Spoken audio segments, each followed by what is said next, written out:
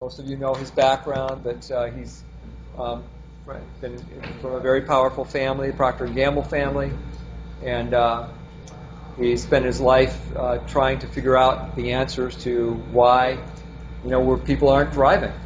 And he and I and Bob have gotten together in the last 4 or 5 months. We spoke together at Libertopia to about 500 people, and it was about 500 people there in September. And we decided we really want to do everything we can to support Bob's mission here with Titania and these Octologues and this whole movement. So that's why we're here, and Foster is graciously going to give us some time. So, Mr. Foster Gamble.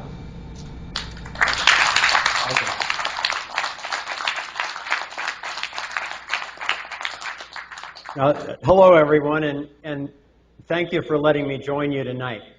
It's a little strange not being able to actually see you, but I imagine you there, and I could feel your enthusiasm. I've been listening in on some of the previous talks. I'm a big admirer of both Bob and Clyde, so it's really exciting for me to get to be a third musketeer with them tonight.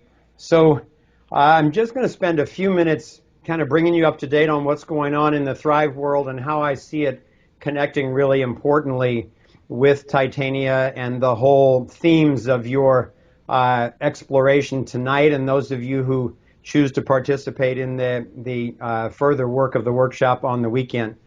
But just as a little reality check, raise your hand if you're familiar with Thrive, if you've seen the movie, and if you're familiar with Thrive movement. And if somebody could tell me what percentage of the hands are up, that'll help me. Can you hear me?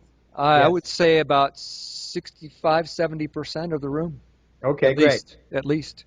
Okay. All right. Well, let me give you a little update on the status of Thrive.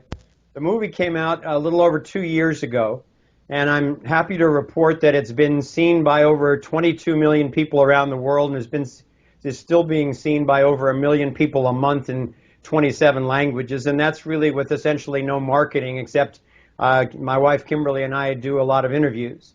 And so it's been very heartwarming to see how much people have trusted the message and passed it on to their friends, because it's a very challenging message about what's really going on in the world that's in the way of our thriving. So we don't shy away from exposing the global agenda for domination, and as it shows up in money and in the military and in education and in agriculture and energy and media and literally every major sector of human endeavor.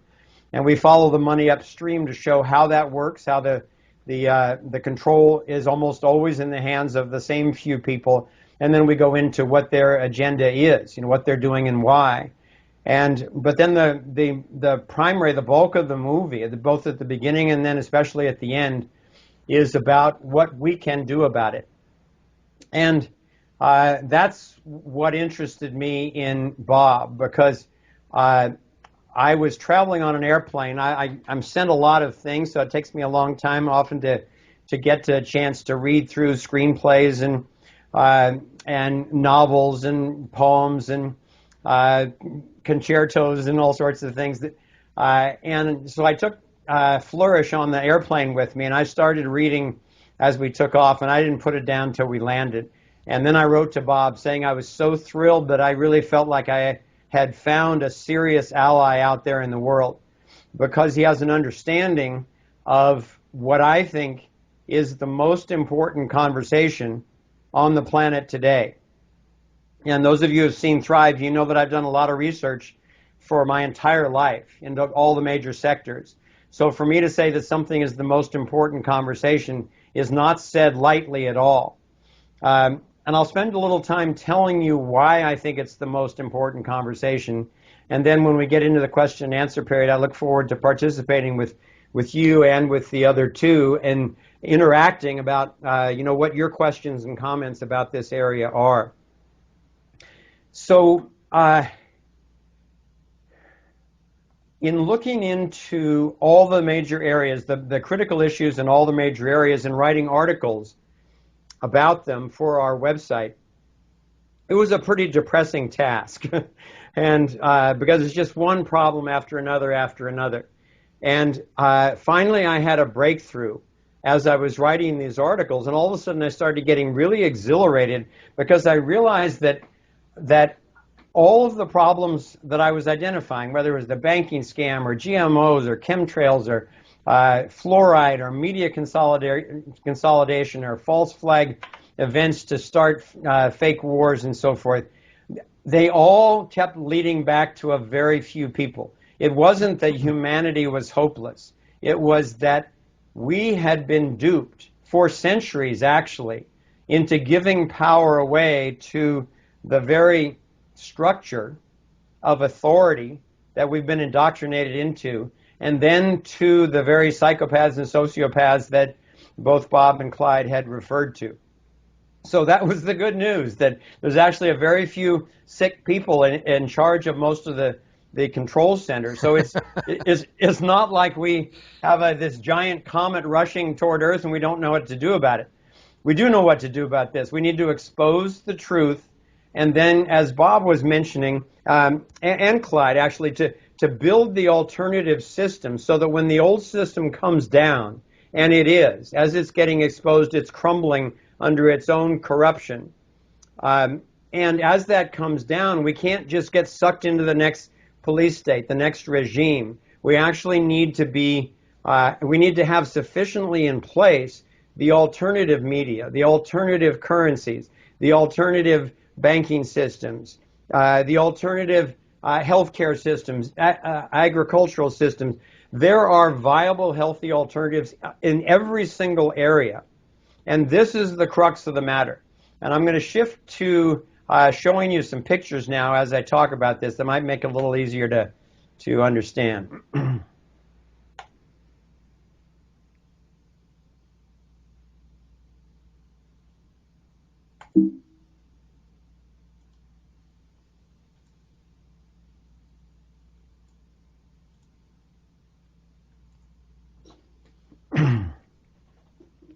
You there? Yes. Can you see my screen yet? Yes. Yep. Okay, good. So what you're looking at, especially for those of you who haven't seen the film yet, is what's called the torus, T-O-R-U-S. And it's basically the geometric form, the shape that every sustainable, healthy system takes, as far as we can tell, throughout every scale of the universe that we can measure so far, from subatomic particles to the clustering of galaxies, and now to our universe itself. So it's a really important notion, because if our evolutionary imperative is to create sustainable, healthy systems, and the universe actually has a blueprint at every scale, then we might as well understand that as best we can. So what I found, well, let's go on to the next one before I get on to that. Here are some examples of where the torus shows up. It's the electromagnetic field around a live seed. It's the electromagnetic field around the Earth itself, around a human being, around a galaxy. And this is a free energy device. It's a depiction over here. And it turns out that every single working free energy device that I've had the privilege to see, and that includes many, every single one of them is mimicking and honoring the energy flow of this toroidal pattern. So this is what nature does too. Nature has a natural toroidal water cycle where the water of the oceans evaporates, it comes in over the land, it condenses, comes down as snow or rain, flows down through the rivers and streams back into the ocean, and continues to cycle, and has for millions of years, until we started diverting it, poisoning it, basically destroying the wholeness of the cycle. And this is one way that we poison it, by allowing people to put literally toxic waste, aluminum waste, into our water systems. That dumbs us down, makes us sick, and destroys the wholeness of our hydrological cycle. In agriculture, instead of allowing the organic polyculture,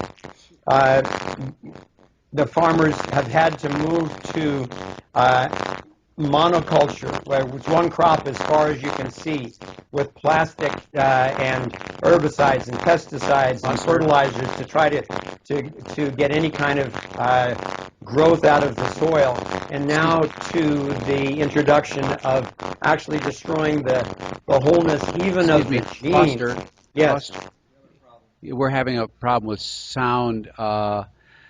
When you're speaking, there's starting to be some crackling on our side. Okay. Okay. We will continue. Good.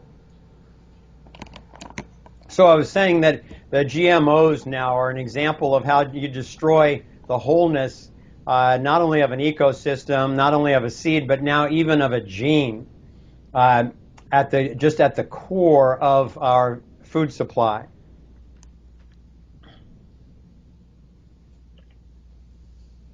Another example is the banking system. Rather than having free exchange, a voluntary economy, and a true economy has to be voluntary. A true economy can't be centralized, otherwise the whole thing is going to be coercive. A real economy is the sum total of individual whole beings making voluntary exchanges every day, but instead we've had this pyramid imposed on us, the ultimate hierarchical system that the elites are using to try to take over the whole world, and unfortunately they're very close. On the other hand, fortunately, we're waking up to that's not how nature works, and that's not how we want to live. And here's another free energy device showing the toroidal nature of the system. And then particularly talking to you in Fairfield, I'm a lifelong meditator myself, a deeply spiritual being, and those of you who participated in those kinds of activities, you know your own energy field, and you can feel the toroidal flow that it is. And I could go into showing that the key to success in every single sector of human endeavor is honoring the wholeness of every single sovereign being. And it turns out that the solution to every single one of the critical issues that we've identified in Thrive is a recognition that some people are destroying the wholeness of a natural system, whether it's agriculture, economy, media, whatever. And the solution is always allowing and nurturing the restoration of the wholeness of that natural system. And that has to start with the individual. We've been conned over centuries into turning over the sovereignty of the individual to, first of all, the pharaohs, and then you got the kings, and then you've got the dictators, and then you've got the corporations, and you've got the so-called democracy, the mob rule, where you're supposed to turn it over to the majority for the, quote, good of the group. But the good of the group, if it violates the fairness of the individual, will, as Bob pointed out, it will never succeed. It's a system based on violence that can only spawn violence, not peace and prosperity in the long run. So that's one of the things that's excited me so much about the integrity of the Titania project, because it is based on the sovereignty of the individual. One of my chief mentors, a man from Canada, Stefan Molyneux, probably the most advanced philosopher I've ever come across, said it simply this way, and it shocked me when I read it with its simplicity. He said, the greatest fight in the history of the world and the world of ideas is the fight to establish a universal morality. Bob earlier was talking about this kind of subjective ethics that we've been trained into. Well, no, it turns out that actually the one thing that we at Thrive have found that every single individual we have ever talked to anywhere in the world agrees to is that they don't want to be violated against their will. So if you can imagine trying to come up with anything that every single human being agrees to, maybe we're onto something here with this notion that the sovereignty of the individual can actually be the core, what we call navigating insight for humanity to live on a thriving and healthy planet. It's based on what's called the non-aggression principle. And it's said simply this way: in a thriving society, no one is allowed to violate anyone else except in true self-defense. So unfortunately, I have met a shocking number of people who do think that they should be able to coerce other people because they're smarter or more enlightened or richer or whiter or more powerful or whatever it is, whatever excuse they've got. But they, of course, themselves don't want to be violated by anyone else against their will. So at Thrive, our film has inspired self-creating solutions groups all over the world, which was a dream come true for us. And these solutions groups are taking on over 200 issues. I'll go on. Hey, Foster, one second. Yes. Did you turn off your picture? All we can see now is a still picture of you. We're not seeing your actual image. Okay. It's no, switched. I didn't. Let's connect one more time. Okay. So I was starting to say that as Kimberly and I traveled around the world visiting many, many cities, what we found is that Thrive-inspired solutions groups were spontaneously springing up. And they're taking on over 200 issues. And the issues are in all different sectors. This image is a picture of the geometry that we use for our organizational structure. This is the 12 around 1 of what Bucky Fuller called the vector equilibrium. It's kind of the mother geometry of space itself. And reduced to 2 dimensions, it creates this wheel. And we invite anyone in our solutions group to identify their purpose in life, the particular sector that they're most interested in and skilled at, and then to choose their particular issue of choice, and then use our Solutions Hub to connect with other people who are working on that issue or in that sector all around the world. And there are already over 900 groups in 96 countries who are doing this all independently, yet connected through our Solutions Hub. And the only agreements that they have to be a part of this group is one, that they, if they're going to use the sector title, they use the same sector titles as everyone else, because that allows us to coordinate activities worldwide. And then secondly, that their solutions can involve the creation of no new violations. And this is the key to the whole thing. These are all solutions initiatives based on the principles of integrity and non-violation rather than the coercion of politics. It's one of the reasons why I think that it's grown so fast and has excited so many young people and people who are sick of the gridlock and combat of politics. So people can find one another through our website by a multitude of issues, and then they can report in their success stories, and we can share those stories with our whole network, and they can share best practices. So people don't have to go out and create the same lawsuit, the same petition, the same artwork. They can share that with one another, so everybody's saving time and not having to recreate the wheel. So our goal is to help facilitate a network of networks with non-coercive solutioning worldwide.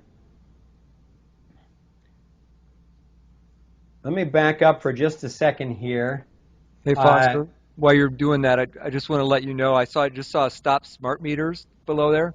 Yes. You know, that we got the city to stop smart meters here. Oh, in Fairfield. Fantastic. In Fairfield? Yeah, the status of that is that they take them out now, right, if we want them out, right, Patrick? That is fantastic. Congratulations. Our community in Santa Cruz that first started using this 12-sector model to stop George Bush from spraying us with toxins back in 2007, we created an activist network and we all saved our emails, and when the smart meter thing came along, we were able to instantly mobilize, and we're actually the first county in the country to ban the mandatory installation. So I'm glad to hear that you all have been able to succeed in that too. It's really sweeping the country and the world now. Yeah. But to go back to this this non-coercion, people are used to thinking of themselves as having to identify on the political spectrum. And this is kind of our 3D version of the usual political spectrum where you get the liberal Democrat on the left and the conservative Republican on the right and maybe a centrist in the middle, and people think, okay, those Okay. are... Are you showing us something right now? All right, we're going to call you again. Okay, I appreciate everyone's patience on this. Well, you know what it is? We just figured it out here. All these brilliant technical people here. They think it's Skype. It's not our fault because Skype has been doing this a lot lately. I agree, and also all the changing of pictures that I'm doing can kind of max out Skype's bandwidth sometimes. So this has happened in some other calls as well. Okay. Okay, so... All right, so now can you see this picture? Yes. Yes. There you go. We got it. Okay, great. So if you're not familiar with this is kind of a 3D version of what's called the Nolan diagram, where it helps people to realize that the entire political spectrum is a spectrum of violence-based coercion. If government needs taxes in order to survive, and taxes are the act of taking some of your hard-earned income, whether you like it or not, then a more common word for that is theft. And it's based on the threat of violence. And if you don't agree with that, just try not paying your taxes and see what happens. And so if we add the other axis to this, beyond the sort of spectrum of hidden violence that we've been accustomed to, is down at the bottom your pure authoritarian state. But up at the top, when you actually lift off of this whole spectrum, that's where you move into the true world of liberty, and especially to what we call voluntarism. Libertarianism is a step on the way where government is reduced to only the protection of individual rights, but ultimately, if its government is not protecting your right not to have your money taken against your will. So it's a stepping stone to a true voluntarist society. And obviously that's a really big discussion, but it's the one that I referred to earlier as the most important one on the planet. So let me show you one more picture. Did it go out again? Yeah. Okay. All right. You'll be glad to know that this is my last picture. And then I'll be back. All right. Okay, so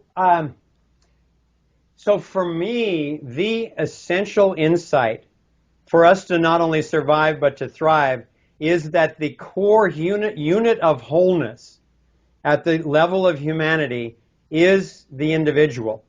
And Henry David Thoreau is one of the people who realized this. I think it's one of the reasons why his fame is only growing now. And he's known for writing, for every 1,000 hacking at the leaves of evil, there is one striking the root. In other words, going right to the core of the matter of freedom. And in my honest assessment, Bob Podolsky is one of those rare ones that is actually going to the root of the matter. So I am honored to be associated, and I'll wrap up my remarks there and look forward to participating with the rest of you in Q&A. Okay. Does anybody have any questions? Anybody like to ask Foster any questions, or anybody else? Bob or me?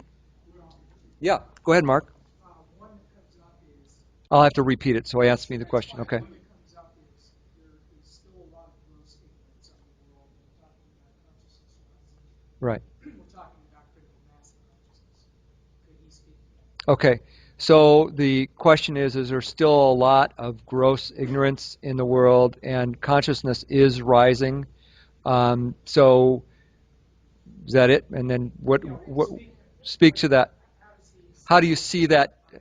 How do you see that unraveling? This is something that Foster and Bob and I talked about for hours in San Diego. So go ahead, Foster. You got and tell me your vision of the format here. Do you want me to just answer a few questions on what I said, or do you want to answer questions all three together? What would work best for you? What we'll do is you take that question, and we'll let the people, we'll let them have the freedom to choose which of us they would like to ask Okay, a great. question to.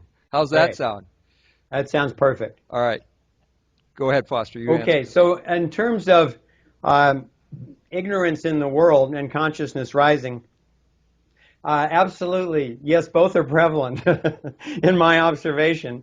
I'm happy to say that as Kimberly and I have traveled to over 40 cities around the world, we find ourselves more optimistic than we've been in the last 15 years, because you don't get to read in mainstream about the phenomenal waking up that is going on.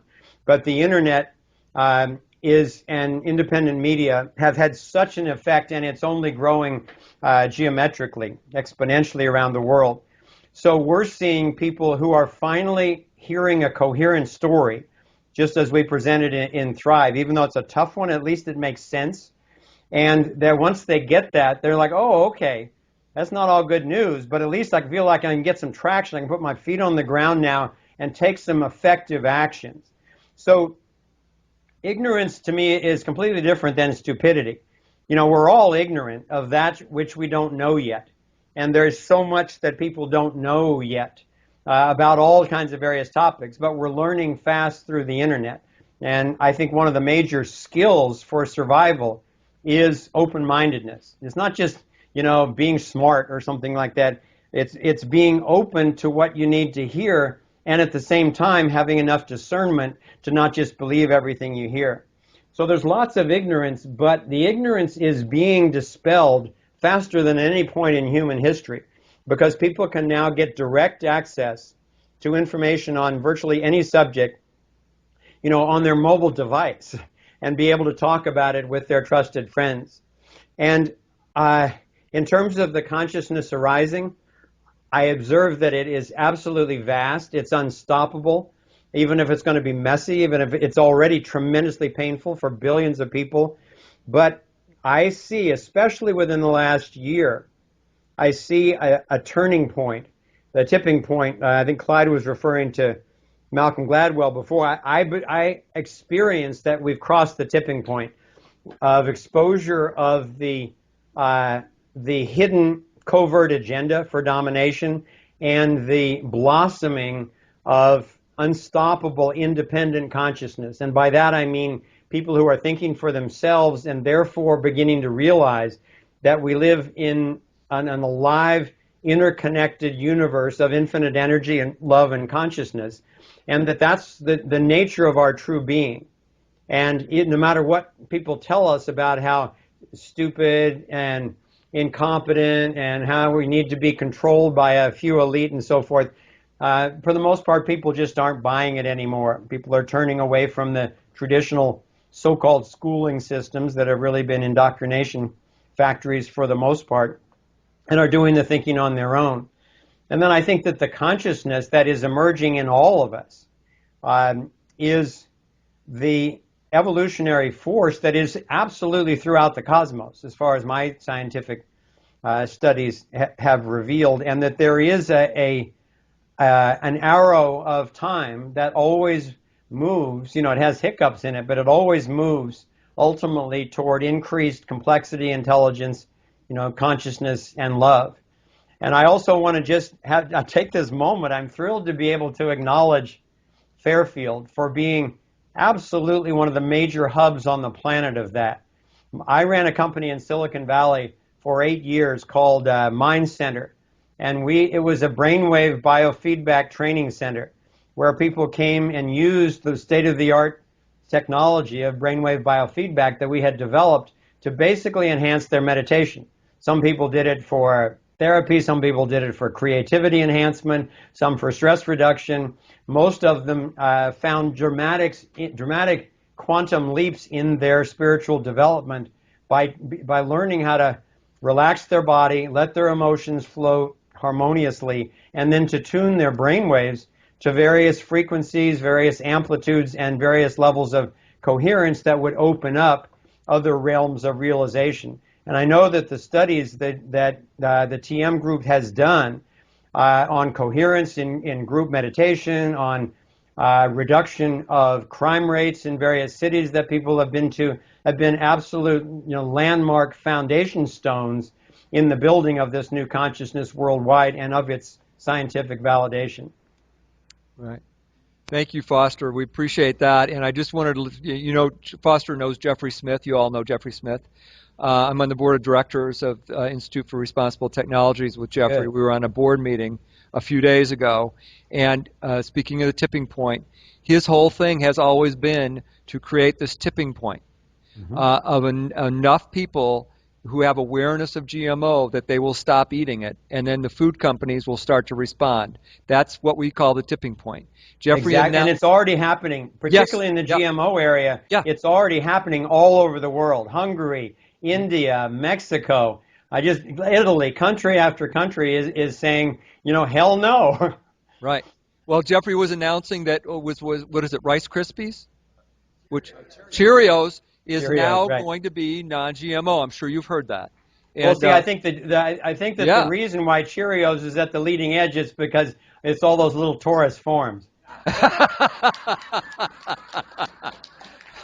Sorry, that must be it. That must be it. But that's great. But anyway, he said he thinks the tipping point, the full tipping point on GMO, is within a year away. I do too. Yeah. Yeah. So good. Any other questions? Yes. Wait a minute. There was one back here. Get over here, Mark. Mark's a great friend of mine. Hi, Mark. Foster, I've done a lot of work, as Clyde has, in the last 20 years with regard to... There, now they can see. Oh, okay. With regard to common law, constitutional law, and obviously the problem has always been that constitutional law doesn't have any teeth, and it's been dormant and nascent because of that. Because the enforcement capacity has always been with the de facto governments all over the world and the central banking system. Right. So the question is, with Bob, I'm going to misuse a word and say, how can ethical people, how can those who have standards overcome those who have no standards and are amoral, who have weaponry, and how will this occur? Yeah, it's such a great question. It took me about 2 months to really open up to this conversation, and then about a year to feel like I was getting my mind kind of wrapped around it, and then 10 more years of study. And what I can say is there are certain people like Murray Rothbard and Stefan Molyneux and Larkin Rose, if you know any of those names, people who have spelled out how all of these different things can work. And an example is that you're still going to need security systems that you can call to protect yourself. I see that my picture is locked up. No, you're okay. Yeah. Oh, it's locked up. Yeah, it's okay. It's actually been going back and forth somewhat, although it's been locked up for quite a while. I'll just continue with the audio anyway. That's fine. And so imagine there's a society that doesn't have any centralized monopoly on money or on force, but there are independent justice organizations, call them dispute resolution organizations, that would work kind of like the mediation or arbitration right now. But they're competing organizations that have to establish a consistent track record of non-violation and of fair decision-making in order to get clients to stay in business and in order to keep their insurance in order to stay in business.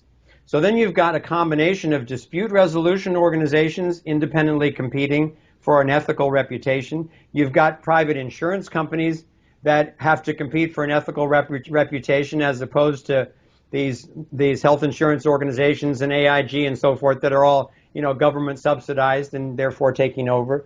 And then you've got the private security organizations too. And everybody says, oh, that's like Blackwater? You mean they're going to have civil wars amongst these mercenary armies? No, Blackwater gets away with all their violation because they're protected by the coercive state. So all the security organizations, it'd be like a private police force at a corporation or at a shopping center or at a community or something like that, where people pay a subscription so that you can call them and they'll come by and check on your house periodically and that type of thing.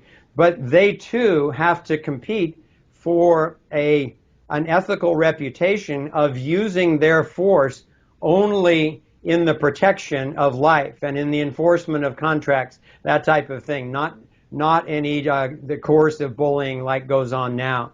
So, and to sum up a huge conversation, we cannot wait until a critical mass of people on the planet are enlightened, or much less until everyone is enlightened, in order to have this behavior. Look how close we are to a global police state already. But we can translate enlightened realization, which is fundamentally, you don't get to violate me and take my stuff, and I don't get to violate you and take your stuff. It's the fundamental nature of the golden rule at every level.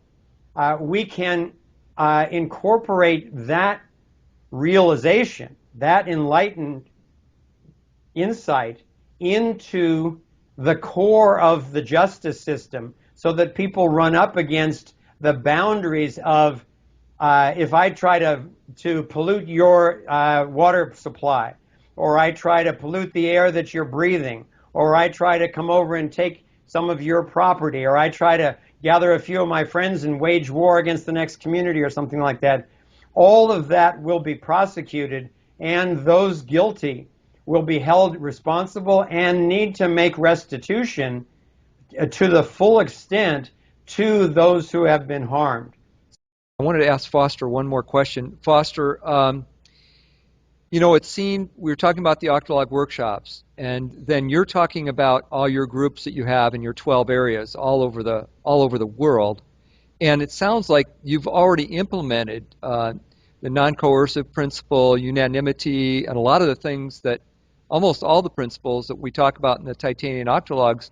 What about just making available to all of those people the Titanian workshop? We'd be done. Yeah, it'd be over.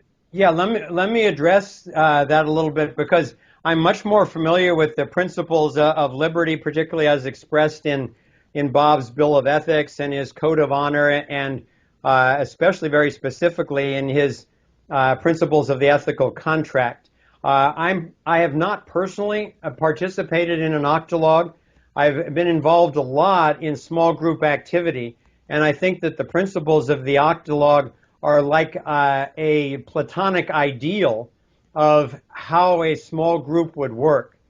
I think that, and I think it can be very powerful, held as an ideal like that, to where you keep the group small enough to be effective, you balance the genders as much as possible, you have no non-coercive decision-making as much as possible, and I think that that's really helpful, as long as it doesn't become a bottleneck, where people need to master the Octologue and only have 8 people in the group and only have 4 women and 4 men and so forth in order to function. If we had tried to do that to our 937 groups around the world, I don't know how many groups we would have. But what we do is we offer a toolkit where we suggest to people effective principles for small group decision making and conflict resolution and strategizing for effectiveness in solutions tactics and that type of thing. And I think that including the principles of the Octologue can be very effective in that. So we can explore as we go forward how to kind of combine the best of all the different things we've been doing. But I can't claim to have expertise in the Octologue process itself yet. Right. So I think that's exactly right. We wouldn't want the Octologue training to stop anything that anybody is doing that's ethical and creative and doing good. I'm just saying that if you, not only with your group but other groups that are out there, if we can offer this training to people that already have existing groups like yours, then that could make this thing happen a lot quicker. But I think right now what we need to do is focus on getting more than one Octologue. And we have one Octologue that's been created after Libertopia in Phoenix, and we have Kevin Innes here, Do you want to stay on, Foster? I think what we'll do is we'll shift now to, we'd love you to stay on Sure. if you can, but I think we'll shift to talking about the specifics of this weekend's group. We have to do this now. I'll take your question afterwards, though. Okay. Okay. Kevin, would you come up? I've been involved with workshops for many years about personal empowerment, working with others, but finally I found through the ideas Bob was talking about a type of system that really made sense. Wow, ethics in the group. I mean, I've worked with folks and I've done workshops on consensus meeting skills for people, but to have a group of people working together with ethics as a foundation makes all the difference. And he goes into great depth about how it is that having that ethical foundation just makes for a much more powerful synergy amongst the people in the group. And backs this up with his research that he's done for many years, and the people. Are you confident that you know how to create unanimity in a group sense now that you've taken the training? Well, the foundations, the structure, the foundation about the group. Yes, the group. Some of the techniques for building that consensus need to be fleshed out, but that's the actual core structure of why it is that it works really hit home for me. Okay. And it was a great group of people we worked with who were mostly in the Phoenix area, and I'm looking forward. Do you have some plans for creating Octologues in North Carolina? You were telling me. Yes, I'm the outreach director for the Libertarian Party of North Carolina, and we're working regionally to set up working groups, and the Octologue system is going to be very good for that. And I'll be in New Hampshire at the Liberty Forum next month talking about that as well. And there's a big interest in the Free State Project finding groups of people that will not only come together, but they'll find good reasons to stay together and continue to work and enjoy the process of doing good things in the world. I mean, it makes, so I had a good time at the workshop, and I'm looking forward to doing it again, actually. Thank you, Kevin. Yeah. So I just want to thank the three speakers who were here. They were each incredibly cogent and persuasive in their own right, different flavors. So can we give them a large, large applause?